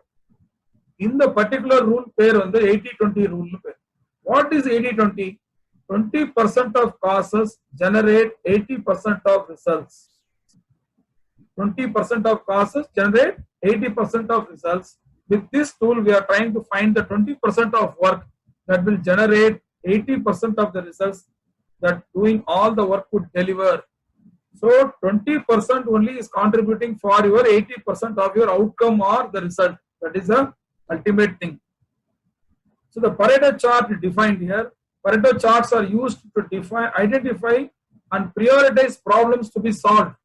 They are actually histogram. See, in SPC, we normally say one chart type is known as histogram. The below diagram is nothing but an histogram. Okay. Aided by the 80-20 rule adapted by Joseph Juran. Remember, the 80-20 rule states that approximately 80% of the problems are created by approximately 20% of the cause. So these are the number in the chart. If you see, this is the number and this is the type. If you see this, you'll be able to know the number which is contributing. Highest number of defects is nothing but the 80% of the number, whatever the defects they have come across, it is only 20% is the cause. Okay. So constructing a Pareto chart, how to construct a Pareto chart? First, information must be selected based on types or classification of defects. So you need to classify the defects that occur as a result of the process. First and foremost thing, you need to classify the defects what you are coming across in a process. So the data must be collected and classified into categories. So you need to categorize your defects. Then a histogram or frequency chart is constructed showing the number of occurrences. So how many number of occurrences has happened for that particular category of defect, we need to capture it. That is what is the first and foremost thing. தமிழ்ல சொல்லனா நமக்கு வரக்கூடிய defect ப்ராசஸ்ல என்ன மாதிரி defect வருதோ அதை வந்து நம்ம வகைப்படுத்தணும். இதெல்லாம் இந்த மாதிரி இந்த டிஃபெக்ட் இப்படி இருக்கு, இந்த டிஃபெக்ட் எந்த மாதிரி எத்தனை வகையான டிஃபெக்ட் நமக்கு வருதோ அத்தனை வகையை நம்ம பிரிச்சு ஒவ்வொரு வகையிலயும் எத்தனை முறை அந்த டிஃபெக்ட் வந்தது, எவ்வளவு நம்பர்ஸ் வந்தது, எந்த ஷிஃப்ட்ல வந்தது, எந்த ஆபரேட்டர்ல வந்தது இல்ல எந்த மிஷின்ல வந்தது அப்படிங்கிற மாதிரி கேப்சர் பண்ணணும். அதுதான் வந்து first and foremost step. Pareto charts are used when products are suffering from different defects, but the defects are occurring at a different frequency, or only a few account for the most of the defects present, or different defects incur different costs. See, for example, there is a product and there are different defects which is coming in a product, and the different defects are occurring in a different frequency, and you are clueless as to where exactly the problem lies. You are not able to pinpoint or call out where exactly the root cause is there. You are confused thoroughly because there is no pattern, or the defect is coming randomly or erratically, and you are not able to decipher it. So what we see from that is a product line may experience a range of defect. So in this case, there will be a range of defect that what you are experiencing. So the manufacturer should concentrate on reducing the defects which make up a bigger percentage of all the defects, or focus on eliminating the defect that causes monetary loss. For example, if you categorize the defects based on the cost, some defect will be a costly defect, some may not be that much costly. So your focus should be on that reducing or preventing the defect which is actually costing you much, so that you are not at loss. So that should be your primary objective. That is what is said here. So இதுல என்ன சொல்றாங்க அப்படின்னா, ஒரு product கேட்டகரியில defect வருது, வெவ்வேறு ஷிஃப்ட்ல வெவ்வேறு ஒரு ஃப்ரீக்வன்சில அது வரும்போது நமக்கு எங்க ஆக்சுவலா ப்ராப்ளம் இருக்கு நம்ம கண்டுபிடிக்க முடியாம ஒரே குழப்பத்துல இருக்கும். அதே மாதிரி இன்னொரு விஷயம் என்ன அப்படின்னாக்கா, பல்வேறு விதமான டிஃபெக்ட் வருது. சில டிஃபெக்ட் வந்து காஸ்ட் வந்து அதுக்கு அதிகமாகும், சில டிஃபெக்ட் வந்து காஸ்ட் வந்து அதுல குறைவா இருக்கும். அப்ப நம்மளுடைய ஃபோக்கஸ் எங்க இருக்குன்னு சொன்னா, எதுல காஸ்ட் அதிகமா நமக்கு வந்து ஆகுதோ செலவாகுதோ அந்த டிஃபெக்டை குறைக்கிறதுக்கு என்ன வழிங்கிறத முதல்ல அட்ரஸ் பண்ணணும். அதுக்கப்புறம் வந்து எந்த டிஃபெக்ட்னால நமக்கு வந்து கம்மியான காஸ்ட் வருமோ அதுக்கு அதை எப்படி அட்ரஸ் பண்றது அப்புறம் பார்க்கணும். ஸோ ப்ரியாரிட்டைஸ் பண்ணணும். 8 step, there are 8 steps in Pareto analysis. First step is create a vertical bar chart with the causes on the x-axis and count on the y-axis. So you should always say what are the causes on the x-axis, like what we have shown in the previous one. So this is the x-axis. So x-axis, whatever that is there, and this is the y-axis. So y-axis you should always show the number. Okay, that is what is said here. So create a vertical bar chart with causes on the x-axis and count means number of occurrences on the y-axis. Arrange the bar chart in descending order of cause importance, that is the cause with the highest count first. So the cause with the highest count, you should put that first, and then it should gradually come down.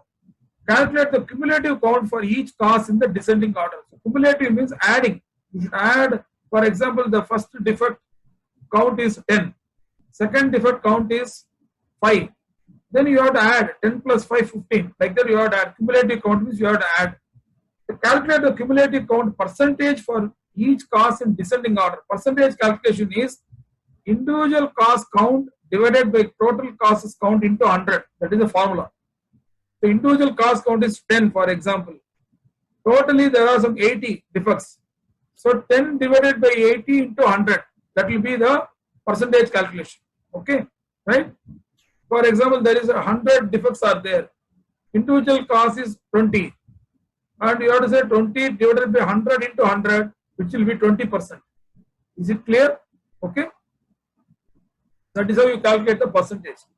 Create a second y-axis with percentage descending in increments of 10 from 100 to 0%. So based on the percentage calculation, you need to plot the graph.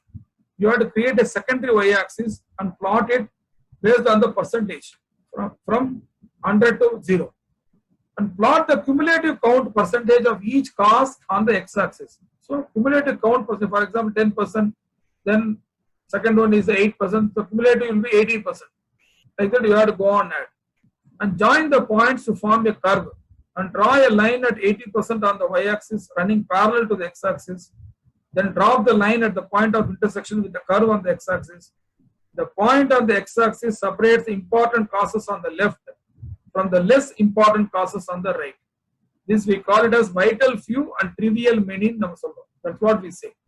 Supposing you are drawing this curve, it will separate out the few causes which are contributing for the major defects and the major causes which are contributing for the few defects. That is what we say. Okay. Here you can see whatever I have been saying. For example, in this chart, there are the causes which is given in the x-axis. Are you able to see my cursor? That arrow? My mouse cursor, are you able to see? Can somebody reply? Okay. So, this broken lines, spelling error, missing title tag, missing description tag. Likewise, in our product also, you may know what are the various categories of defects you are now getting. So, you list down all those things, arrange it in the descending order. That means from higher to low. This is a count.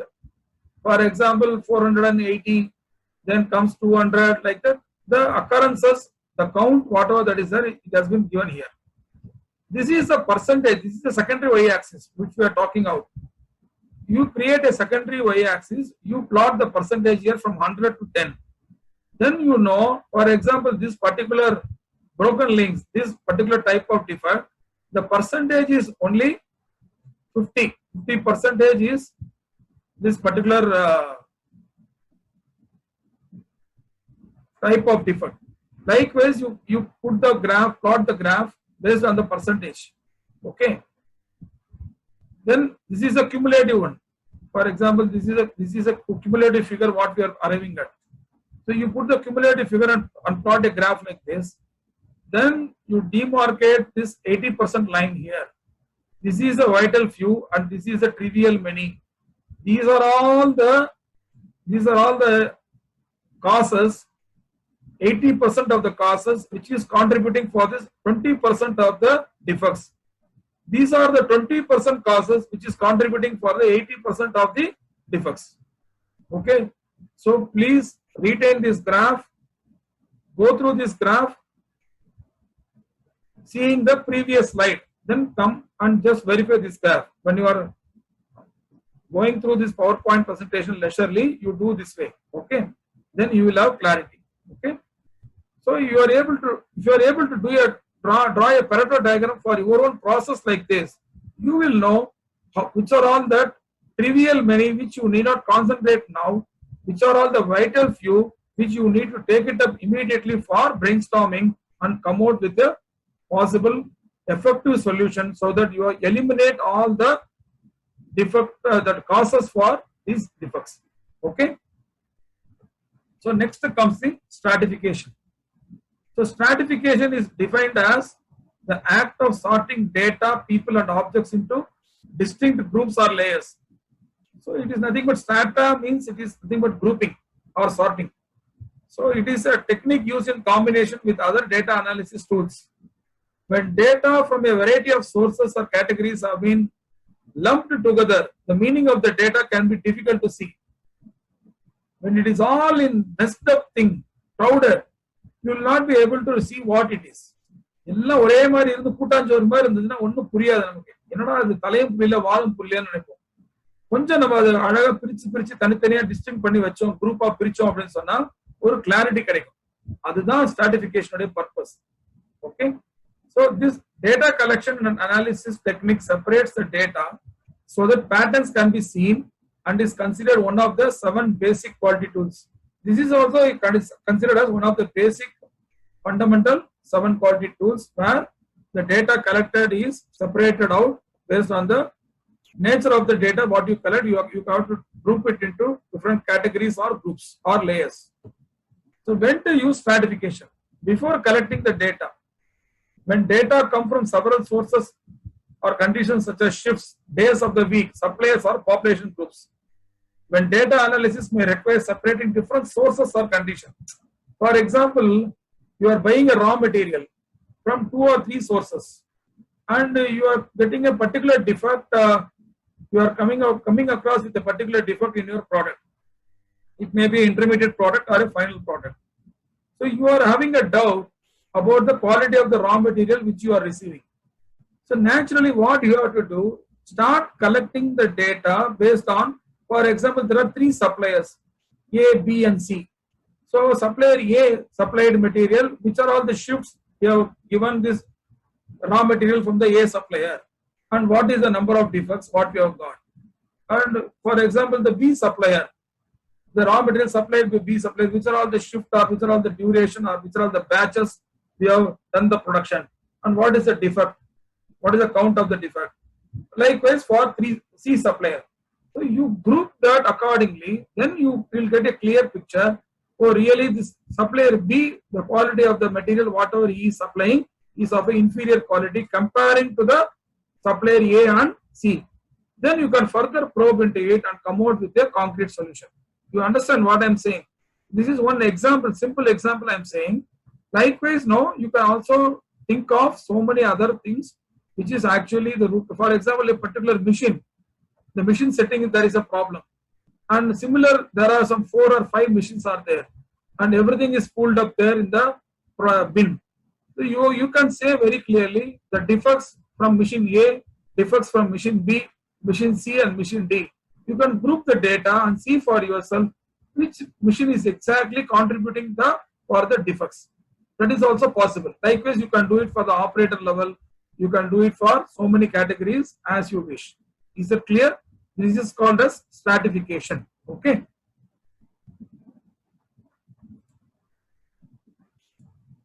So for different sources of stratification I have given here, like what I said, equipment, shift, department, material, supplier, day of the week. For example, the beginning day, Monday, we are facing the problem like this. Or at a particular time, the shift you are facing a problem like this, maybe because of the voltage fluctuation or something like that, which is again and again repeating, which is actually contributing for your defect. Or the product itself, like what I told, the raw material that what you are using, or the product that what you are using. Externally, some service, some material provider may give you some finished goods to you, which is being incorporated in the assembly. That also may create a problem. You may not know. So that you have to really call out all those things. This is what is called as the different sources for classifying your data for stratification purpose. Okay. So stratification procedure. So before collecting the data, consider which information about the sources of the data might have an effect on the results. So which is actually bearing a effect on the result you need to know. So when plotting or graphing the collected data on a scattered diagram, control chart or histogram, use different marks or colors. Nowadays Excel is there. You can always use a F11 that option in Excel. You can create a chart and that will automatically give you the distinct colors. That is what is said here. Okay. And analyze the subsets of the stratified data. For example, on a scattered diagram where data are stratified into data from source 1 and data from source 2. There are 2 different sources you are having. You can compare that. You can cross check that.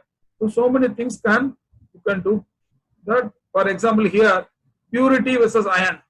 So there is an iron that what you are receiving from a supplier. You want to check the purity. So iron parts per million and also the purity percentage. There is a reactor 1 and reactor 2 and reactor 3. So this they have plotted a graph and you can see some pattern in which the defects are. You can group it in fact. How where and all this problem is there. The purity is below between 99 to 98. The reactor 3 is contributing, and for reactor 2 it is contributing it is ranging between 99 to 99.6 or something like that. So you can very well see the performance of the reactors also here. Okay, likewise you can see the performance of your suppliers, performance of your machine, or performance of the shift or whatever it is. Okay, you can use a scattered diagram for this. So the manufacturing team drew a scattered diagram to test whether product purity. This is one company's example I have given here, but the plot did not demonstrate a relationship. There is no relationship in the previous diagram. If you see, you will not be able to correlate anything. You can group it, that's all. Okay. So then a team member realized that the data came from 3 different reactors. The team member redrew the diagram. He redrew the diagram, the previous diagram. He again redrew the diagram based on the reactor's data. Now patterns can be seen. The data from reactor 2 and reactor 3 are circled. Even without doing any calculations, it is clear that for those 2 reactors, purity decreases as iron increases. For example, now before that, these lines were not, the grouping was not there. It was just a scattered diagram. the technical person drew a scatter diagram, drew a circle like this, grouping all the reactors. Then some more clarity came, based on which they were able to say very clearly that the purity decreases as the iron increases. However, the data from the reactor 1, the solid dots that are not circled, do not show that relationship. For example, reactor 1, the relationship is not there. Okay. So you can arrive at these type of relationships using a stratified diagram. Cause and effect diagram defined. It is called as Ishikawa diagram or the fishbone diagram, as you are all very much familiar with this QC tool. So it is a tool for discovering all the possible causes for a particular effect. The major purpose of this diagram is to act as a first step in problem solving by creating a list of possible causes. So this is the way the fishbone diagram is formed. You are all aware of it. Constructing a cause and effect diagram, first clearly identify and define the problem or effect for which the causes must be identified. Place the problem or effect at the right or head of the diagram. So the problem statement should be at the head of the diagram. Identify all the broad areas of the problem. Write in all the detailed possible causes in each of the broad areas. Each cause identified should be looked upon for furthermore specific causes. Some more sub causes we have to bring out. View the diagram and evaluate the main causes. Set the goals and take action on the main causes. So the diagram can be used to detect the problem of incorrect deliveries, which is the diagram which is there on the next slide. When a production team is about to launch a new product, the factors that will affect the final product must be recognized. The fishbone diagram can depict problems before they have a chance to begin. So this is one example which I have given here. For example, the problem statement is incorrect deliveries, which is written here. So the procedures is the main subheading, and the transport, skills and communication, under which there are subcategories which is contributing for this particular problem. This is how a fishbone diagram is constructed. Okay.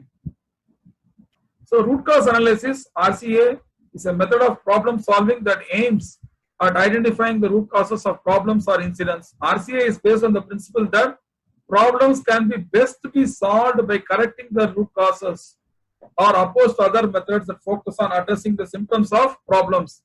Through corrective actions, the underlying causes are addressed so that recurrence of the problem can be minimized. The purpose is that the problem should not reoccur. So the corrective action taken should be effective. That's what it says. Okay. So safety-based root cause analysis, its origin can be mainly found in accident analysis. Production-based root cause analysis, it can be found in the area of quality control and industrial manufacturing. Process-based root cause analysis, a follow from production or business process. Failure-based root cause analysis, its origin can be found in engineering and maintenance. System-based root cause analysis, its origin can be found in the amalgamation of the approaches mentioned above, that is combined with the ideas from change management, risk management, and system analysis. This is the latest one. System-based root cause analysis is what is required. There must be a cross-functional team which has to be involved for doing the root cause analysis. The root cause analysis பண்றதுக்கு cross-functional team involve ஆகி அதை பண்ணணும். அதுல வந்து ஏதாவது change பண்ணணும்னா பண்ணணும். Risk ஏதாவது இருக்கு அப்படின்னா அந்த ரிஸ்க் அட்ரஸ் பண்ணணும். சிஸ்டம் அதை சேஞ்ச் பண்ணணும் அப்படின்னாக்கா அதுல ஏதாவது மாற்றங்கள் கொண்டு வரணும்னா அதை கொண்டு வரணும். That is a fundamental idea of doing a system-based root cause analysis. Basic process is define the problem or the factual description of the incident. Use both qualitative and quantitative information of the results in the question. So the problem statement should be very clear and it should be simple and lucid. Complicated or it should not be complicated. Collect the data and evidence and classify them along with the timeline of incidents until the eventual problem or incident is found, which has led to that particular problem. Capture all the events or incidents which is there contributed for that problem. Each special deviation in the form of behavior, condition, action and passivity must be recorded in the timeline. So any deviations which has to be recorded in the timeline, if any such deviations has happened or not. Always ask why to identify the effects and record the clauses associated with each step in the sequence towards the defined problem or incident. And classify the causes with the causal factors that relate to a crucial moment in the sequence, including the underlying causes. So always ask why, 5 why you have to ask, then you have to come out with the possible cause for the causal factors. Okay. So if there are multiple causes, which is often the case, document these preferably in order of sequence for a future selection. Identify all other harmful factors. Normally, in practical situation, not one single factor will be responsible for creating a defect. There may be multiple factors involved. So in that case, we need to jot down all the possible multiple causes. Then you have to arrive at the proper appropriate corrective actions. So think of corrective actions or improvement measures that will ensure prevention of reoccurrence within a sufficient degree of certainty. So explore whether corrective actions or improvement measures can be simulated in advance so that the possible effects become noticeable also with respect to the other underlying causes. So for example, if you are coming out with a corrective action, simulate it in a simulative environment you create and see whether it is working or not. Then convince yourself, then you implement it. Have that conviction, then you implement it. That's what this is, so that the wastages of resources can be avoided. So the basic process, think of effective solutions that can prevent recurrence of the causes and to which all involved colleagues can agree.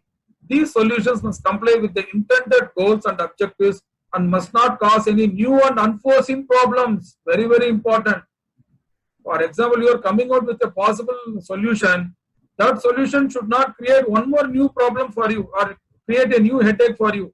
So parallelly, you must think, deploy, horizontal deployment and vertical deployment must be taken into consideration while you are thinking a possible solution for a recurring problem. Very, very important. தமிழ்ல சொல்றேன், ஒரு பிரச்சனைக்கு தீர்வு கொண்டு வரணும், ஒரு தீர்வை கொண்டு வந்துட்டு அது இன்னொரு டிபார்ட்மெண்ட்டுக்கு இல்ல இன்னொரு கிராஸ் ஃபங்க்ஷனல் இதுக்கு தலைவலியா மாறிடக்கூடாது. அந்த மாதிரி பண்ணோம்னா அது பாசிபிள் சொல்யூஷனே கிடையாது. நமக்கு சொல்யூஷன் கிடைச்சிருச்சுன்னு நம்ம சந்தோஷப்படுவோம். ஆனா அந்த சொல்யூஷன்னால என்ன ஆகும், அடுத்த டிபார்ட்மெண்ட்டுக்கு இல்ல அடுத்த ஒரு கிராஸ் ஃபங்க்ஷனல் டீமுக்கு அவங்களுக்கு அது பிரச்சனையா போயிடும். அதனால இது வந்து ஹரிசான்டல் அண்ட் வெர்டிக்கல் ரெண்டு சைட்லயும் இது எந்த பிரச்சனையும் வராதா, புதுசா எந்த ப்ராப்ளமும் முளைக்காதா இதனால, இந்த சொல்யூஷன் கொண்டு வரதுனால அப்படிங்கறத ஒரு தடவைக்கு ரெண்டு தடவை திங்க் பண்ணிட்டு தென் அதுக்கப்புறம் அந்த சொல்யூஷனை இம்ப்ளிமெண்ட் பண்ணும். Then implement the solutions that have been made by consensus. Monitor the effectiveness of the solutions closely and adjust if necessary. Other methods for problem solving and problem prevention may be useful. Identify and address any other causes that may be harmful factors in the process. See, probably they say it's a elimination process. One root cause you are identifying and coming out with, then you eliminate that, then you eliminate that, like that. No, you have to go on eliminate the harmful causes, then arrive at the most harmful cause which is contributing for that particular defect. So 5 times why in the Japanese analysis method, 5 why is the question, why is asked 5 times. The 5 whys technique was originally developed by Sakichi Toyoda and was used to trace the root cause of the problems within the manufacturing process of Toyota Motors. So Toyota production system la idu kandipa follow பண்றாங்க. They are following this. So the root cause analysis method is also known as the fishbone diagram or the Ishikawa diagram. This is a 5 why tool. Ask 5 why times to get the root cause. If you stop with 1 or 2 whys, only the symptom will be addressed. So please bear that in mind. Next comes the last session, that is the histogram, scatter diagram, control charts, and okay. Let me see, because another time we are running out of time. I'm just histogram is part of the SPC tool. We'll be following it out. So I'm just creation of histogram and scatter diagram. It is all there in the Excel. You can always create that. Okay. So as I already told you, scatter diagram is to know the relationship between two unrelated things, so that you will know which actually is contributing. Okay. Run charts, of course, every production workshop, that is shop floor, we are following these run charts. So run chart is gathering the data, organizing the data, charting the data, and interpreting the data. So interpreting the data is very important in this to draw any conclusions. This is how a run chart appears. Okay. Control charts, as you are all aware, as per the control plan, the process performance matrices are being monitored and measured using this control chart, upper specified limit and the lower specified limit, and you also plot the trend in which it is happening. So these all we know, process control charts. Okay. was coined in Japan during the 1960s by Shigeogo Shingo, an industrial engineer of Toyota. It's called a zero quality control. So Poka-yoke techniques to correct possible defects and source inspection to prevent defects. So it is not only defect detection but also defect prevention. So IATF, as I already told you, it emphasizes more on defect prevention rather than defect detection. Okay. So Poka-yoke means mistake proofing, or more literally avoiding inadvertent errors. So Poka-yoke ensures that the right conditions exist before a process step is executed, and thus preventing defects from occurring in the first place. So first time right we have to achieve. So where this is not possible, Poka-yoke perform a detective function, eliminating the defects in the process as early as possible. So, but our aim is to create a system wherein it is more of defect prevention rather than defect detection. Okay, but in some areas it may not be possible, so you may have to opt for defect detection mechanism there. Okay. So why is Poka-yoke important? The value of using Poka-yoke is that they help people and processes work right the first time, so which makes mistakes impossible to happen. These techniques can significantly improve quality and reliability of a product and process by eliminating the defects. So very important is Poka-yoke, how many cases you have come across and how many people have contributed for Poka-yoke defect prevention cases, how many you have got quality cases, that also should be taken into consideration while you are evaluating the Kaizen. Okay, and Poka-yoke can also be used to fine-tune improvements and process designs from Six Sigma DMAIC projects. Applying simple Poka-yoke ideas and methods in product and process design can eliminate both human and mechanical errors. So the design people especially has more responsibility in this. Whether you are a product design or a process design, both the designs must have these Poka-yoke components inbuilt within it, and all these should eliminate both human and mechanical errors to the maximum possible extent. And Poka-yoke technique could be used whenever a mistake could occur or something could be done wrong, meaning everywhere. It can be successfully applied to any type of process in manufacturing or services industry, preventing all kind of errors. So if you are having a robust design, whether it is a process design or a product design, which is having a Poka-yoke component inbuilt in it, so it should have a most robust defect prevention mechanism rather than defect detection mechanism. Okay. So processing error, process operation missed or not performed as per the standard operating procedure. These are all the areas where Poka-yoke plays a role. Setup error, using the wrong tooling or the setting machines adjustments incorrectly. Missing part, not all parts included in the assembly, welding or other process. Improper part or item, wrong part used in the process. Operations error, carrying out an operations incorrectly, having the incorrect version of the spec. Measurement error, errors in machine adjustment, test measurement or dimensions of a part coming in from a supplier. So these are all the areas where Poka-yoke can be thought of. Step-by-step process, identify the operational process, analyze the 5 ways and the ways a process can fail. Choose the right Poka-yoke approach, such as a shutout type, preventing all error being made, or an attention type. Either it can be a shutout type or an attention type, highlighting that an error has been made. That is defect prevention and defect detection. Okay, that is called a shutout and attention type. So take a how many number of shutout type and attention type are there getting addressed in your process design and product design. You can do it as an exercise. Maybe after this session, you can just think, discuss among your group or team members and take the product design or the process design and see how much has been given in this, how much has been addressed, how many shutout type are there or how many attention type are there. Is there any scope for improvement and all? You can do a brainstorming after this session. So take a comprehensive approach instead of thinking of Poka-yoke just as limit switches or automatic shut off. So Poka-yoke means just we think only for a limit switch or an automatic shut off.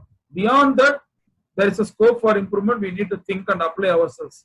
So determine whether a contact, use of shape, size or other physical attributes for detection, constant number, error triggered if a certain number of actions are not made, or a sequencing method is most appropriate.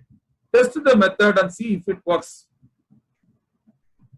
Yes, process la okay ரொம்ப important. Odiswaran sir correct. Train the operator, review the performance and measure the success. So training the operator is also an important step in okay. Design level you can make everything, but if the operator is not properly trained, then it may end up in a big fuss. We have to train the concerned operator also on this okay.